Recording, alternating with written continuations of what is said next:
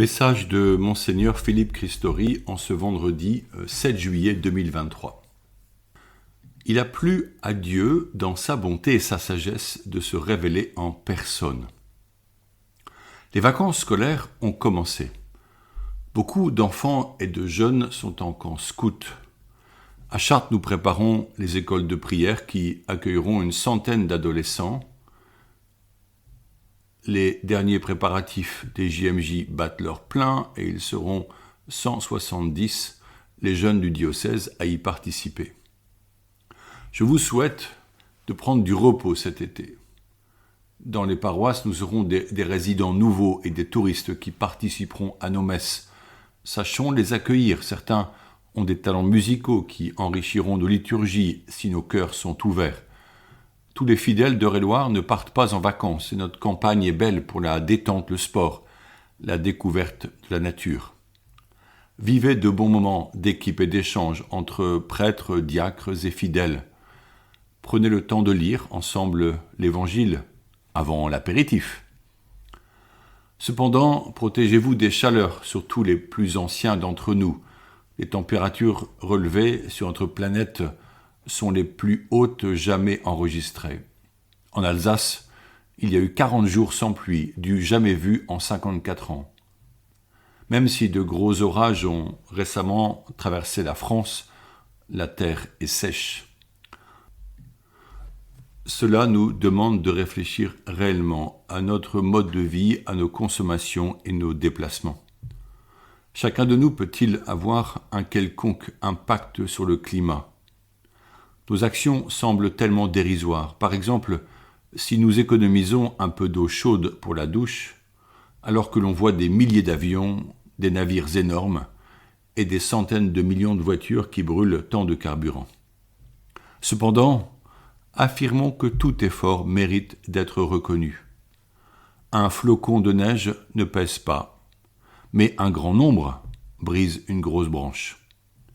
Au JMJ de Lisbonne, les enseignements se centreront sur l'écologie intégrale promue par l'Église catholique, particulièrement dans l'encyclique Laudato Si du pape François. Dieu nous confie sa création et chacun a une responsabilité personnelle. Je souhaite maintenant continuer à lire le texte Dei Verbum que j'ai ouvert avec vous voici 3 semaines.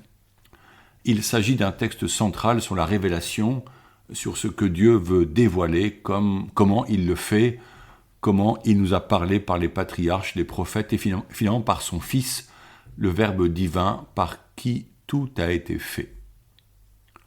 Le Concile Vatican II affirme la centralité de l'incarnation dans la révélation, c'est-à-dire la venue de Dieu par le sein maternel de la Vierge Marie, soit son Verbe créateur, par la naissance de l'enfant Jésus, le nouveau Messie.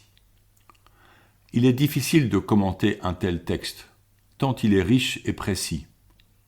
Prenons un extrait qui parle du Christ, plénitude personnelle de la révélation.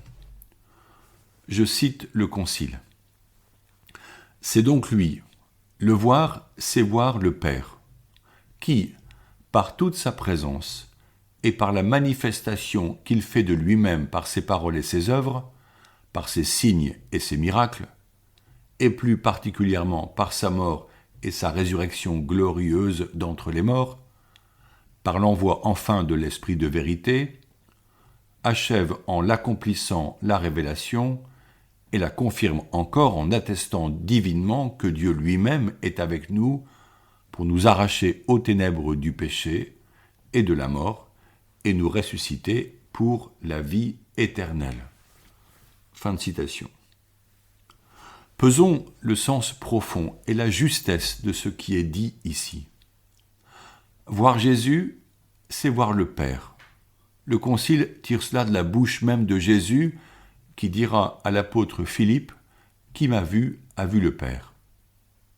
Cela signifie que Jésus, dans son humanité charnelle, laisse transpasser sa nature divine. Pourtant, son être spirituel, sa lumière intérieure et sa gloire sont cachés par l'enveloppe qu'est son corps, que les apôtres voient et côtoient.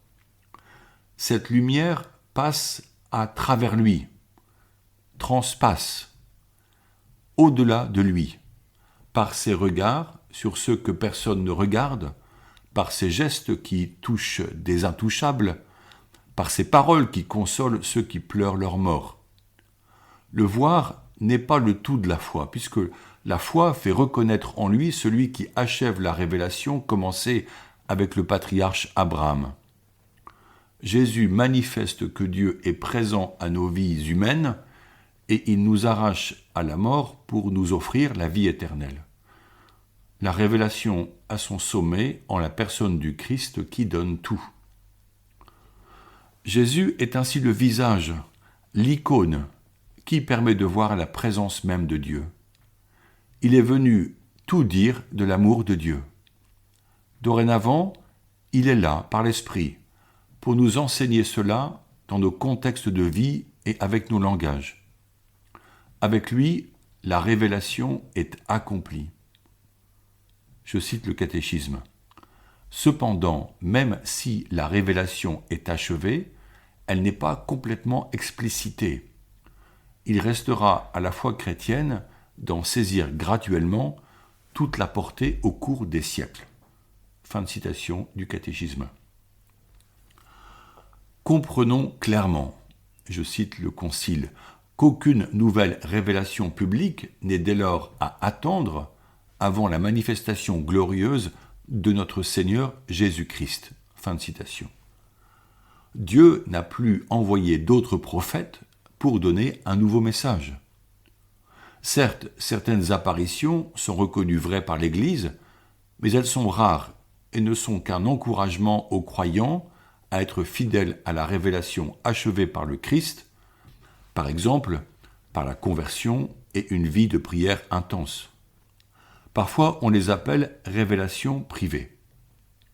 À ce sujet, j'aimerais citer le catéchisme pour en éclaircir la réalité. Voici. Au fil des siècles, il y a eu des révélations dites privées, dont certaines ont été reconnues par l'autorité de l'Église.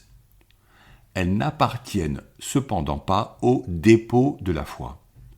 Leur rôle n'est pas d'améliorer ou de compléter la révélation définitive du Christ, mais d'aider à en vivre plus pleinement. Guidé par le magistère de l'Église, le sens des fidèles sait discerner et accueillir ce qui, dans ces révélations, constitue un appel authentique du Christ ou de ses saints à l'Église. La foi chrétienne ne peut pas accepter des révélations qui prétendent dépasser ou corriger la révélation dont le Christ est l'achèvement. C'est le cas de certaines religions non chrétiennes et aussi de certaines sectes récentes qui se fondent sur de telles révélations. Fin de citation. La révélation appartient au dogme chrétien. Au contenu révélé, il est demandé aux membres de l'Église l'obéissance de la foi, c'est-à-dire un assentiment personnel. On peut dire que le résumé de la révélation est exprimé dans le credo, particulièrement le symbole de Nicée-Constantinople, de villes importantes de l'Empire byzantin où eurent lieu les premiers conciles œcuméniques. Ce symbole est notre formule de reconnaissance pour l'ensemble des chrétiens. Rappelons que le mot « obéir » vient du verbe « écouter », plus précisément « jeter son oreille » ou « vers » ou « tendre l'oreille ». L'obéissance découle du choix d'écouter l'Esprit nous parler et nous guider. Écouter de tout son cœur n'est pas d'abord une attitude amoureuse, mais une adhésion de l'intelligence et de la volonté au Seigneur qui nous parle. L'obéissance s'impose à qui désire être conduit sur le chemin de la vérité, en vue de son union profonde avec Dieu, ce que le Concile appelle un complet hommage d'intelligence et de volonté à Dieu qui révèle. Il est possible que cela vous paraisse difficile à recevoir. Je vous confirme que c'est complexe, et comme c'est important de comprendre les fondements de la foi ecclésiale, je vous encourage à vous former par des lectures, l'étude du catéchisme de l'Église catholique, par des MOOC sur Internet. Sur le site du diocèse de Chartres, vous trouverez des propositions et des liens de formation. En d'autres temps, certains voulaient simplifier l'expression de la foi. Ils ont préféré fredonner « Je crois en Dieu qui chante ». Mais cela n'a pas de sens et cela n'appartient pas à notre tradition. Pasteur du diocèse de Chartres, je peux témoigner que les fidèles sont capables d'approfondir leur foi et de faire leur le contenu de la révélation. Cela demande du travail, et chaque fois qu'un laïc me partage son engagement dans la formation qu'il suit, il me dit sa joie face aux découvertes qu'il fait. À chacun de choisir d'entrer dans une foi éclairée qui permet de rendre compte de notre espérance à ceux qui nous interrogent. Mes amis, en avant, allons au large avec audace. Enfin, si nous lisons un peu plus le texte du Concile, il nous est dit que notre raison humaine est capable d'approcher les choses de Dieu. En citant saint Paul, le Saint Concile reconnaît que Dieu, principe et fin de toute chose, peut être connu avec certitude par la lumière naturelle de la raison humaine à partir des choses créées, dans l'Épître aux Romains. Le temps de l'été est le moment idéal pour des marches, des longues balades à vélo, des moments de contemplation face à la mer ou en montagne. C'est le temps d'être dans son jardin ou sur les chemins, à observer arbres et plantes, animaux, oiseaux et insectes. Bénissons Dieu pour ses créatures comme saint François d'Assise. Chaque être vivant, même les plantes, nous sont donnés comme un reflet de la gloire et de la bonté divine. La nature devient alors un oratoire à ciel ouvert pour faire monter nos louanges et nos hymnes chantés. Prions ce jour avec un grand sentiment de gratitude envers Dieu qui nous offre un nouveau jour pour le bénir. Je vous propose la prière la plus connue de la tradition orthodoxe vers l'Esprit Saint. Je cite « Ô roi céleste consolateur, esprit de vérité, toi qui es partout présent et qui remplis tout, trésor de grâce et donateur de vie, viens et demeure en nous, et purifie-nous de toute souillure, et sauve nos âmes, toi qui es bonté. » Amen. Et nous pouvons aussi le chanter avec le lien que j'ai mis sur la page. Bonne journée.